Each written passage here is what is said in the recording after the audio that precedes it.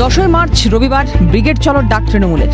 গালভরা নাম জনগর্জন সভা। পোস্টারে জলজল করছেন মমতা বন্দ্যোপাধ্যায়, অভিষেক বন্দ্যোপাধ্যায়। কেন্দ্রের বিরুদ্ধে বঞ্চনার অভিযোগকে সামনে রেখে যেমন ব্রিগেড, তেমনই লোকসভা ভোটের দামামা বাজাতেও তৃণমূলের এই জনগর্জন সভা। জনগর্জন সভার আহ্বান তৃণমূল কংগ্রেসের তরফ থেকে দেওয়া হয়েছে। যে বাংলার গর্জন কি তার একটা ট্রেলার বহিরাগতরা আর বাংলা বিরোধীরা 10ই মার্চ কলকাতায় দেখবে। কিন্তু এখন তো বাংলা জুড়ে জনগর্জন আছড়ে পড়ছে সন্দেশখালীর মাটি থেকেই। আমরা আর টিএমসি কখনোই চাই না, আমরা দিদিকে আর কখনো চাইবো না, চাইছিও না। দিদির ওই 1000 টাকা দিয়ে আমাদের এই মান সম্মান নিয়ে হচ্ছে কি খেলা করবে, এই খেলা কথাটা তুলে দিয়ে এইরকম খেলা করবে, এটা আমরা কখনো আর চাইছি না। দিদি আমরা লাগবে না তোমার 1000 টাকা। কেন্দ্রের কাছে বকেয়া টাকা চাইছে তৃণমূল দল ও সরকার। কেন্দ্র বলছে হিসেব দাও, টাকা নাও। হিসেব না দিয়ে তৃণমূল ময়দানে। ওদিকে বিচার চাইছে সন্দেশখালী, বিচার চাইছে তৃণমূল দল ও সরকারের কাছে। সন্দেশখালী যেন জানান দিচ্ছে মানুষের নিরাপত্তা, মত প্রকাশের অধিকার, ব্যক্তিগত সম্পত্তি রক্ষা কিংবা ঘরের মা বোনেদের সম্ভ্রম বাঁচানোর অধিকার এ রাজ্যে আজ প্রশ্নের মুখে। শেখ শাহজাহানের মতো তৃণমূল নেতা এবং সাঙ্গাত বাহিনীর একচেটিয়া দাপটের মূল ভিত যে আইন বহির্ভূত ক্ষমতা আর পুলিশের নীরব কিংবা সরব সম্মতি, তা আজ স্পষ্ট। সামনেই লোকসভা ভোট। সন্দেশখালী জেগে উঠতেই যেন ঘুম ছুটেছে শাসকের। সন্দেশখালী যখন চাইছে মুখ্যমন্ত্রীর সশরীরে উপস্থিতি, তৃণমূল নেত্রী তখন দেখা দেবেন ব্রিগেডের মাঠে।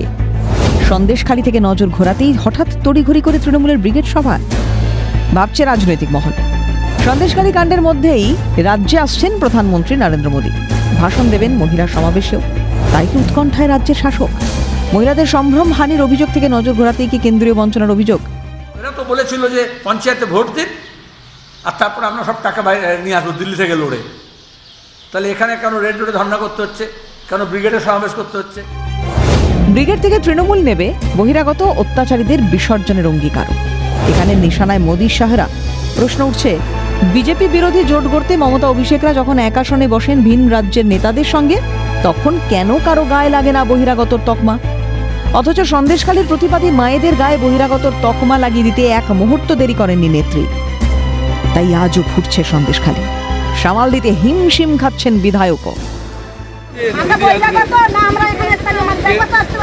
দিদি আসবেন, যারা আপনাদের বলে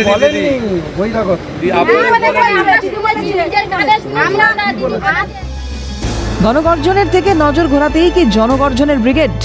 ব্রিগেড থেকে মোদী শাহদের বহিরাগত বলে হয়তো দেখে দেওয়া যাবে, কিন্তু তাদের গায়ে সেঁটে দেওয়া বহিরাগত তকমা কি ভুলবে সন্দেশখালী?